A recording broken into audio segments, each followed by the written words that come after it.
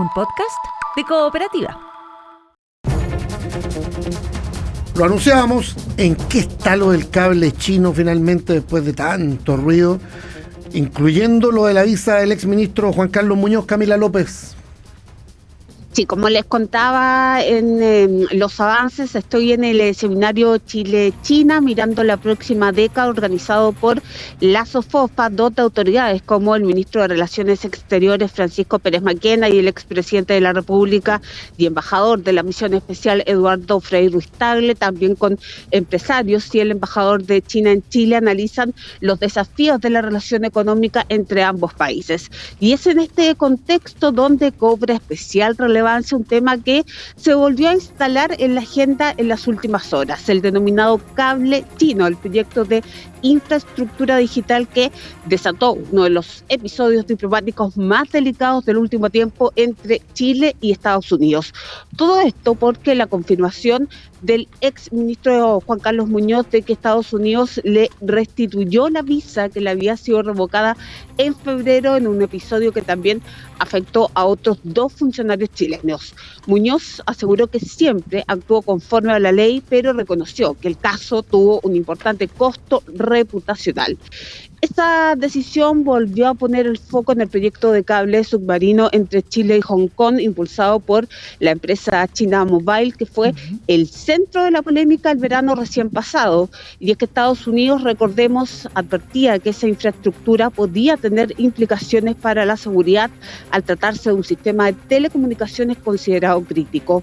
El gobierno del presidente Gabriel Boric en ese entonces sostuvo que el proyecto aún no estaba aprobado, mientras que el entonces presidente electo José Antonio Kast acusó falta de transparencia en el manejo del caso. Incluso, recordemos, hubo distintas versiones sobre una llamada del presidente Boric al presidente Kast, que este último no respondió porque dijo que no conocía el número telefónico. Bueno, finalmente la iniciativa quedó congelada y el proyecto no ha seguido avanzando en la Subsecretaría de Telecomunicaciones. Pero eso significa que la tensión diplomática con Estados Unidos ya fue superada. Para el ex canciller Heraldo Muñoz, la restitución de la visa es una señal positiva, pero no implica necesariamente que el episodio haya quedado atrás, ya que dice la competencia entre Estados Unidos y China por el control de la infraestructura digital estratégica sigue plenamente vigente. No creo que el episodio del cable chino esté superado. Entiendo que aún está bajo estudio por el gobierno y, lo más importante, Estados Unidos seguirá tratando de disminuir la presencia comercial y de inversiones de China en nuestro país, lo cual no responde a los intereses de Chile. Además, está la propia postura china en el tema. La principal lección es que Chile debe operar con autonomía política respecto a la pugna entre Estados Unidos y China, procurando un equilibrio pragmático que responda a los intereses de Chile, que es lo fundamental. La voz del ex canciller Heraldo Muñoz era la que escuchábamos, claro, reafirmando ahí que parte del debate es el equilibrio geopolítico entre mantener a China, que es el principal socio comercial de nuestro país, y enfrentar las presiones de potencias como Estados Unidos sobre redes críticas de telecomunicaciones. Sí, pues un proceso, acuérdense que se estaba evaluando, que después hubo acusaciones del gobierno que entraba, al gobierno que salía, de que no le habían dado toda la información, y en medio se conoció la suspensión de las visas porque Estados Unidos entendió que el ministro Muñoz y algunos más, otros funcionarios, el subsecretario y el jefe del gabinete, estaban como haciendo lobby por los chinos, digamos, o que estaban impulsando el cable famoso, pero en una decisión que a la moneda la irritó. O sea, Gabriel Boric dijo que era arbitrario, que era unilateral, que era injusto, porque además Juan Carlos Muñoz, un reconocido profesional en otras materias, en donde necesitaba, incluso creo que parte de su familia vivía en los Estados Unidos. Y también se veían afectados, porque el retiro de visa no era solo para él, sino también para sus familiares directos. Si puedo aportar algo, sí, claro, que lo de la visa, claro, además parecía una cuestión como contra la persona, ¿no es cierto? Una medida más contra la persona que contra una decisión que se entendía era como de país, como ¿no? de país, claro. No era una decisión personal, era parte de la ad rareza. hominem, era raro. Pero además yo creo que Estados Unidos y China tienen una larga, extensa y constante, podría decir uno, puja o contienda respecto a cuestiones que consideran estratégicas, y las comunicaciones no hay nada más estratégico que aquello, pero además Chile está lidiando con un Estados Unidos bajo no solo una presidencia de Donald Trump, porque este es el segundo periodo, sino Trump 2 tiene planes muy específicos para Latinoamérica y tiene una bandera muy específica que es constreñir la presencia china en Latinoamérica. Por lo tanto, se dan esas dos cuestiones. Y, tercera cosa, tiene una herramienta que antes no utilizaba Estados Unidos y que está usando con mucha fuerza, que todos sabemos cuáles son. Las tarifas, los impuestos. Y lo que era una expectativa respecto a que las relaciones del actual gobierno de José Antonio Kast con el gobierno de Donald Trump, por una afinidad ideológica, ¿no es cierto?, política, en fin, podía favorecer un poco o proteger a Chile de las tarifas. En la realidad no ha sido cierto, ¿no es cierto? Y tenemos un arancel de 12,5% y nos han llegado todos los aumentos de tarifa tales como le han llegado a todos los países contra los cuales ha ido Donald Trump en estas materias tarifarias. Más allá de lo declarativo, efectivamente, esa supuesta cercanía, estamos en la misma, tal vez peor. Ahora, del episodio del cable chino, además, yo me acuerdo que el propio embajador, ¿te acuerdan? Sí. Que nos empezamos a conocer ahí, Brandon Yard, muy locuaz, muy poco diplomático, como que él fue el primero que lo terminó desahuciando. Conversando contigo, el 11 de marzo ahí en el Congreso. Camila, eso fue más raro todavía, digamos.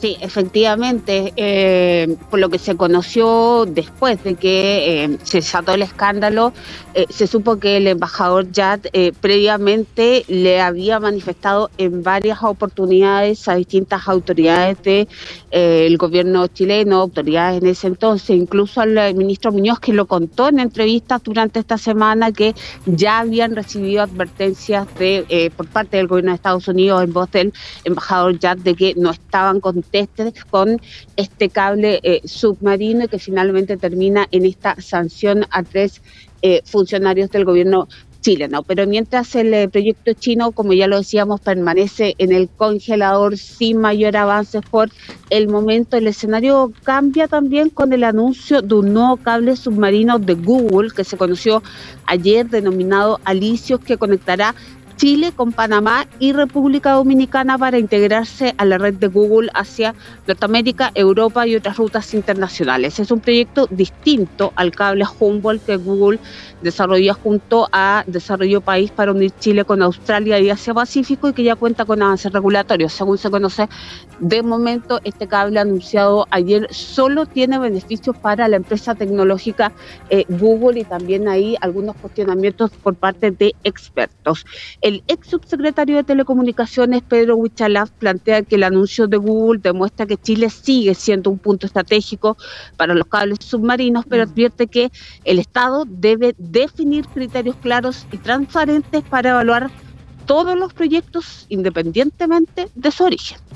Se instale un cable adicional de Google, por ejemplo, y se prohíba en cierta forma o se paralice proyectos de China, lo que sucede ahí entonces es que se estaría estableciendo cierta discriminación por proyectos por origen, cosa que Chile no ha tenido en materia de telecomunicaciones esos criterios. Entonces yo siento que Chile tiene que verificar cuál es su posición, porque una cosa es lo que quiere Estados Unidos, otra cosa es lo que quiere China, pero acá lo que tenemos que ver es para qué Chile desea tener redundancia de redes, para qué Chile quiere tener varias alternativas, para qué quiere que además no solo vengan de un tipo de empresa, sino que sirva para múltiples empresas y también obviamente generar múltiples inversiones. Bueno, por ahora el cable entre Chile y Hong Kong, como lo decíamos, sigue sin una aprobación definitiva, mientras que el nuevo cable de Google aún no ha presentado su solicitud formal de instalación ante la Subtel, todo cuanto ya se reúnen acá en la SOFOFA el canciller Pérez Maquena con el embajador chino, precisamente para conversar de la proyección de las relaciones entre ambos países para la próxima década. Y de lo que de allí salga vamos a saber durante el día contigo, Cami. Gracias, Camila López. Buenos días. Buenos días. Buen día. Este es el podcast de El Diario de Cooperativa, una presentación de cooperativapodcast.cl. Gracias, reporteros, de reporteras, la segunda de la mañana en esta primera edición del Diario de Cooperativa que hacemos con Verónica Franco junto a Paula Molina también a esta hora, vamos a sumar a la conversación, hay harto tema en agenda, al subsecretario del Interior, Máximo Pavés. Subsecretario, gracias por el contacto, buen día. Muy buenos días, ¿cómo está Rodrigo? Gusto saludarlo. Muy buenos días, Max. A todo el panel, oiga, un panel reforzado Aquí estamos. Estoy preocado. No, mentira. Un gran abrazo a todos ustedes. Nos conoce, subsecretario. Oiga, partamos por la emergencia, cortito.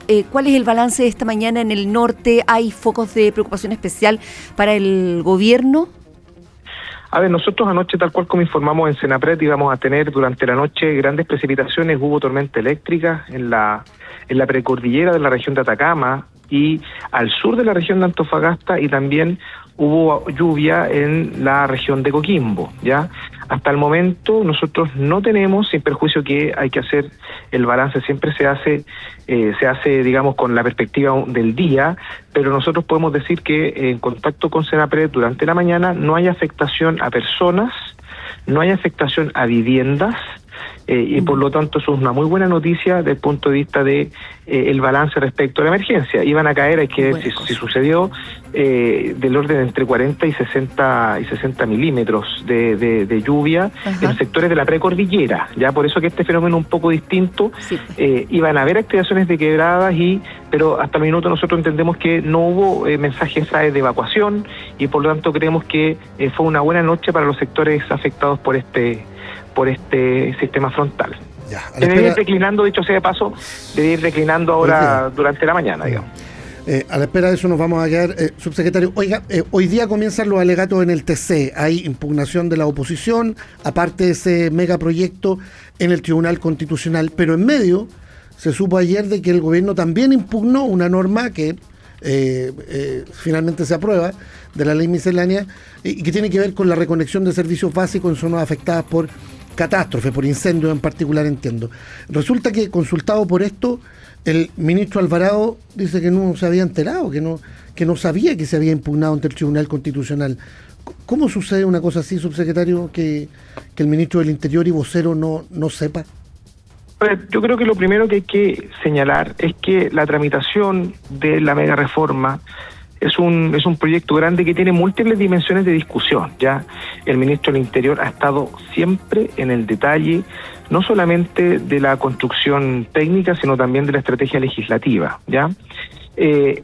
¿Por qué se lo digo esto? Porque en el fondo, cuando existen conflictos distintos, ya nosotros tenemos 3 requerimientos de la oposición ante el Tribunal Constitucional. Hubo que vetar el proyecto por normas que quedaron mal diseñadas, y por lo tanto el Ejecutivo estimó que una alternativa también requerir por las ideas matrices, porque la norma que usted escribe no tiene nada que ver con las ideas del proyecto, y eso la Constitución lo proscribe derechamente. Es decir, uno no puede ingresar una norma en una reforma legal que no tiene nada que ver con lo que se estaba discutiendo, y eso es lo que está pasando. Ya el Ejecutivo estimó, y el presidente de la República, que eso debía requerir. Yo le entiendo el fondo del asunto, digamos, pero estamos a la espera. Pero que el ministro Alvarado no haya sabido, o sea, insisto, de nuevo esto reflota las críticas de falta de coordinación política, de problemas comunicacionales, el oficio de vocero también. Oiga, a mí también me ha pasado eso, la otra vez también había un detalle que con Paula Molina, justamente, que aquí al final, entrando a ver un de Senapred, me preguntó a la pasada por algo que yo no sabía, me sacó un titular en el diario La Tercera el otro día. Mire, esas cuestiones, cuando hay vocería, Rodrigo, estas cosas generalmente pueden pasar. Yo no le asigno mayor importancia. Lo importante acá es que el gobierno ha tenido una actitud muy decisiva de enfrentar un escenario legislativo muy complejo con esta reforma, y nosotros esperamos que estos requerimientos sean rechazados, pero respetamos profundamente la autonomía constitucional del Tribunal Constitucional. Nosotros vamos a ir representados por nuestros abogados, y por lo tanto el tribunal va a definir si esas normas van a ser constitucionales o no. Y lo demás, yo le diría, mire, no hay mucho más que comentar, son cosas que cualquier vocero, a mí también me han pasado. ¿Pero quién presenta el requerimiento, sabe usted? Porque esto es resorte del presidente, pero ¿lo hace Hacienda? No, el requerimiento lo presenta ante el Tribunal Constitucional el presidente de la República, con la coordinación habitual que hay internamente en el gobierno. Es que no había tanta coordinación si el ministro Alvarado no sabía. No, yo le digo lo mismo, le vuelvo a insistir, cuando esas son circunstancias que a los voceros generalmente les pueden pasar habiendo tanto movimiento. Yo no le asigno mayor importancia. Lo importante es que la reforma, la mega reforma se aprobó en tiempo récord, se aprobaron también los vetos y también, por supuesto, ahora tenemos que ir a un litigio que va a ser en el Tribunal Constitucional respecto a los requerimientos presentados por la oposición y también respecto al requerimiento que presentó el presidente de la República por una norma que no tiene nada que ver con el proyecto de reconstrucción. Subsecretario, muy buenos días. Le saluda Paula Molina. Espero que no vayamos a titulares, pero partir preguntándole por lo presente que ha estado la discusión constitucional en este gobierno, ¿no es cierto? Para un país que vivió largos procesos constitucionales, nuevamente estamos hablando de reforma constitucional, ya no de la impugnación o el análisis de la constitucionalidad de proyectos que están aprobados y saliendo del Congreso, sino de lo que se está proponiendo ahora dentro de la agenda de seguridad. El gobierno dice que esto tiene que pasar por la Constitución, porque en la agenda hay cuestiones que tocan materias que están resguardadas por la Constitución, ¿no es cierto? Igualdad ante la ley, libertad de movimiento, qué sé yo, garantías para los investigados, propios estados de excepción. Pero esto le eleva harto la apuesta al gobierno, porque va a tener que construir un acuerdo mucho más amplio y reabre la conversación respecto a la Constitución en Chile. Sí, o sea, mire, yo siempre he sostenido esto en mi sede académica, Paula, cuando he estado en estos debates. Yo mismo he participado en los debates constitucionales. El debate constitucional en Chile es permanente. Ya, una cosa es que nosotros hayamos tenido procesos constitucionales específicos que ya han ido, todo el mundo ha podido evaluar en perspectiva el resultado o la necesidad que hubo de llevarlos adelante, ¿no? Pero permanentemente es parte del juego legislativo y los equilibrios de poder, que cuando hay un sector que no tiene la mayoría en el Congreso, y está bien, está diseñado así, tenga las herramientas para que cuando se ventile una cuestión de constitucionalidad, haya un tribunal de derecho que pueda zanjar esto. A mí cosa que me parece bien, porque yo, fíjese, siempre he defendido los fueros del Tribunal Constitucional, cosa que la actual oposición no puede decir. Claro, eso es lo que voy a decir, a diferencia de las críticas que hacían otros, que decían estos tercera cámara, en fin. Pero aquí no vamos a ir al Tribunal Constitucional. Aquí se propone reformar la Constitución y no poco, ¿no? Sí, son dos cosas distintas. Uno es la discusión constitucional respecto de que yo creo que creo que la oposición va a utilizar bastante el Tribunal Constitucional en estos 4 años. Es una tincada que tengo. ¿Ya? Entonces se están curando en salud. Se están curando en salud proponiendo entonces la reforma constitucional antes para así hacer avanzar la agenda antiterrorista. No lo veo así porque, a ver, yo creo que todos los gobiernos, esto lo he señalado, Paula, tienen el deber de también dejar su impronta en la Constitución. ¿Ya? Le voy a dar un puro ejemplo. En su minuto era muy importante, a pesar de que no era materia constitucional, sino que de ley, dejar plasmada en la Constitución la gratuidad en sectores de la educación. Y eso fue también parte de la impronta que en su minuto la presidenta Bachelet quiso dejar. Este es un gobierno que tiene una marcada impronta en materia de seguridad.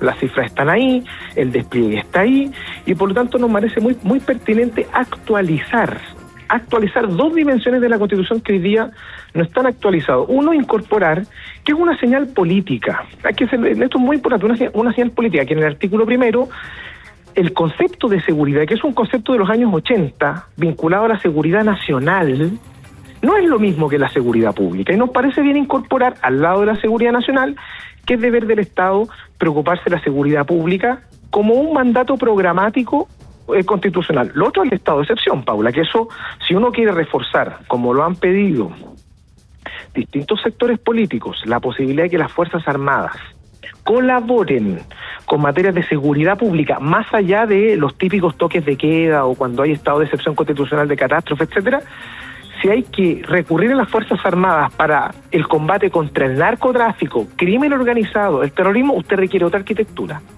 Y eso es lo que ha propuesto el gobierno, que además requiere reformulación legal en este caso, porque requiere ver de qué manera las Fuerzas Armadas van a poder colaborar en materias de crimen organizado, que eso no está previsto en nuestra institucionalidad. Y ahí está la reforma, y no nos parece que estos ajustes sean similares a una refundación. Yo escuché algunas cuñas por ahí un poco exageradas, que no creo que... Esto es distinto. Disculpa, Verónica, tengo una pregunta más respecto a las declaraciones del expresidente Gabriel Boric, ayer que estuvo en la presentación del libro de Tironi, ¿no es cierto?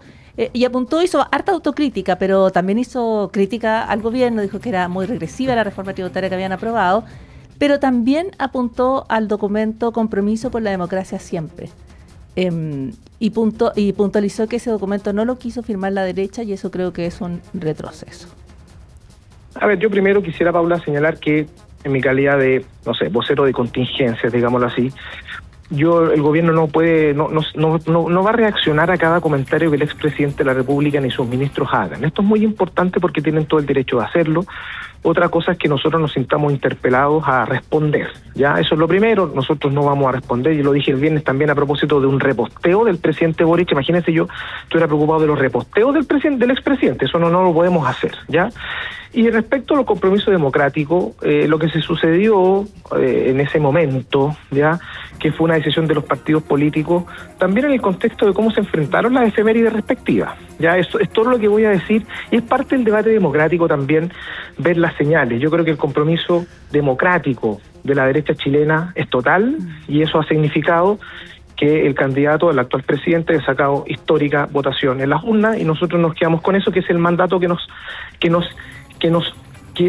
define los ámbitos de acción de nuestro actual gobierno. Subsecretario, pero el presidente Kast, ¿firmaría hoy ese compromiso por la democracia siempre? Todos los compromisos que en materia democrática pueden estar sujetos a la dimensión de un jefe de Estado tienen que ser analizados en su mérito, en su contexto, en su pluma, y por lo tanto también los compromisos de las declaraciones no solamente son los textos, ¿ya?, sino también el contexto. Y yo creo que eso también define las aproximaciones. El presidente de la República y todo su conglomerado que lo apoya, incluso aquellos partidos que no siendo del oficialismo han sintonizado con el gobierno, representan para Chile y su ejemplar transición un comportamientos democráticos ejemplares, y nos quedamos con eso para enfrentar los desafíos que tenemos ahora en nuestro país. Y es posible pensar en el 11 de septiembre, falta un mes nomás, considerando lo que dice Ignacio Urrutia, el diputado, en el sentido de que sería una buena señal comenzar el 11 con indultos a uniformados. Los indultos, tal cual como lo ha dicho el presidente, lo ha dicho el ministro del Interior, el ministro de Justicia, se van a ir viendo caso a caso, es lo que corresponde, ¿ya? Y por lo tanto no hay pensado que esto pueda conectarse con una fecha u otra, sino que esas son definiciones que van en el conducto regular de la forma en que la ley define el estudio de los indultos. Y lo que ha dicho el gobierno es muy claro. Nosotros nosotros me refiero a la autoridad competente, tiene que resolver caso a caso, porque así la ley obliga al tratamiento de esa institución, que son los indultos particulares, y eso es algo que le corresponde al ministro de Justicia y también al presidente de la República cuando lleguen los respectivos expedientes a sus escritorios. Subsecretario Máximo Pavés, muchas gracias por estos minutos con la Radio Cooperativa. Oiga, muchas gracias a todos, que estén muy, muy bien. Oye, y abrigarse porque hace frío, ¿eh? Usted siempre manda esos consejos, Rodrigo. Buen día. Que esté bien. Chao. Gracias, buen día. Aquí termina el podcast de El Diario de Cooperativa. Lo escuchas en vivo, de lunes a viernes desde las 6 de la mañana y todos los días en cooperativapodcast.cl.